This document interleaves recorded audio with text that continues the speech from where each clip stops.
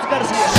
Gracias, Pino. ¡Aquí vamos, inicia! ¡Y qué terrible golpe de parte de Sonso! Está noqueado completamente. Decíamos que con el volado venía a derrotar al mexicano y está tambaleándose más, no de más, y está perdiendo. Sa kapanahunan po noon ni Pacquiao ay hindi pa uso noon ang pag-aalaga sa malinis na kartada, na kung saan po ang tanging nagiging batayan lamang sa isang kapanapanabik na laban ay itong kakayahan ng dalawang boksingerong maglalaban. Walang puwang ang mga uri ng mga boksingero na mayroong kaduwagan sa katawan noon, dahil sa nagtatapat-tapat ang mga pinakamahuhusay na boksingero sa isang dibisyon. Ito dahil sa iilan lamang po kasi noon ang mga promotional company na nangangasiwas sa mga boksingero. Kaya naman sa oras na maramdaman ng mga promoter na mainit sa mga boxing fans ang laban, ay walang anot-anot kinakasan na agad ito ng mga promoter, katulad na lamang ng labanang Manny Pacquiao at Juan Manuel Marquez, dahil sa maraming mga boxing fans ang natutuwa sa tuwing nagsasagupa ang dalawang manlalaban. Kaya naman ay umabot po hanggang sa ika-4 na yugto ang naging laban nitong dalawa. Ito po'y dahil sa pag ang bansang Pilipinas at Mexico na ang magsasagupa, ay asahan mo ng literal po na suntukan ang mangyayari sa laban na walang yakapang magaganap. Ngayon sa kapanahunan po kasi noong itong Mexico at Pilipinas pa ang mortal na magkatapat sa palakasang ito, ay meron po kasi tayong kababayan na dumayo po noon sa bansang Mexico para sa gayon nga ay durugin ang inaasahan na magiging susunod kuno na superstar sa kanilang bansa.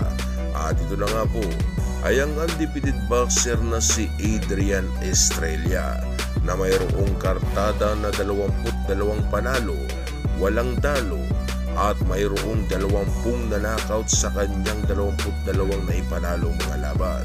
At dahil nga sa undefeated boxer nga itong si Estrella, ay kaya naman marami mga Mexican boxing fans ang nakatutok noon sa kanya, na kung saan ay umaasa na siya na ang susunod na superstar ng boxing.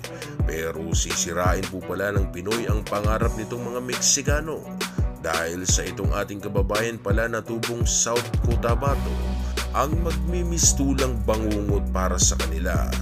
Dumayo si Sonso na dala-dala ang kanyang kartadang 33 panalo, may 6 na talo, at mayroon ng 2 tabla.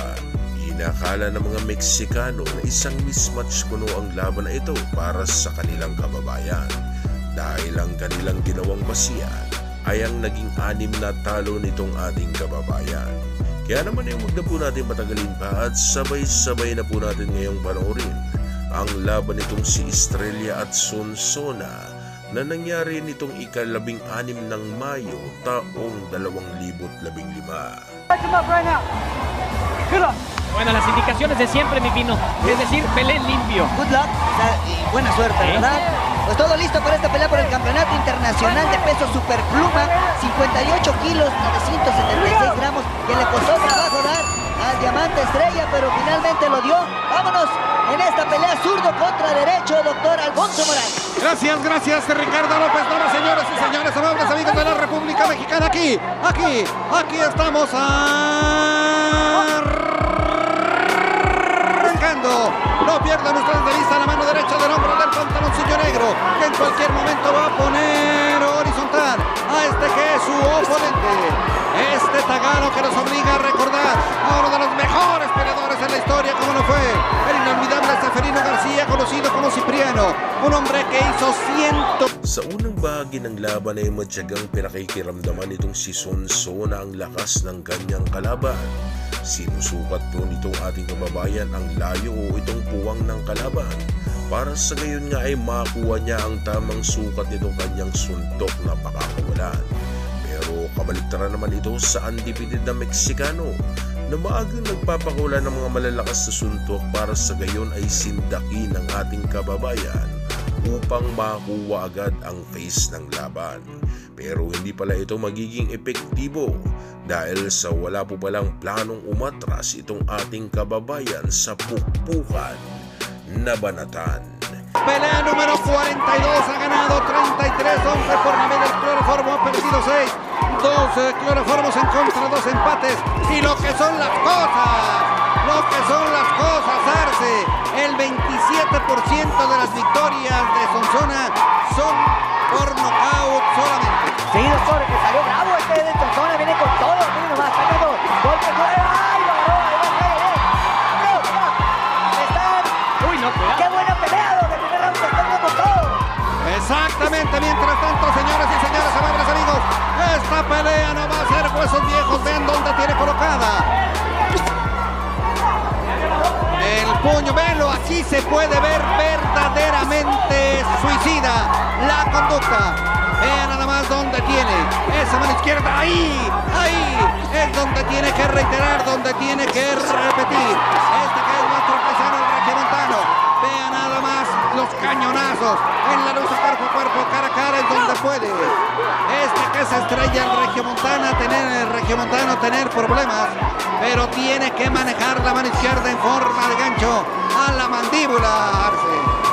Sí, doctor, tiene que moverse fuerte. Inerman. Está sangrando, Estrella. Está sangrando, Adrián Estrella. Del oído, detrás del oído derecho está sangrando Adrián Diamante Estrella. Efectivamente, mientras tanto, amables amigos, vaya entrado, no. Impresionante volado de mano izquierda de este tagalo. Regresamos. Va sangrando el Diamante Estrella detrás del oído derecho. Pues fue un golpe fuerte, debe tener mucho cuidado porque este tagalo salió con todo a tratar de conectar sus golpes volados y vayan a la campana.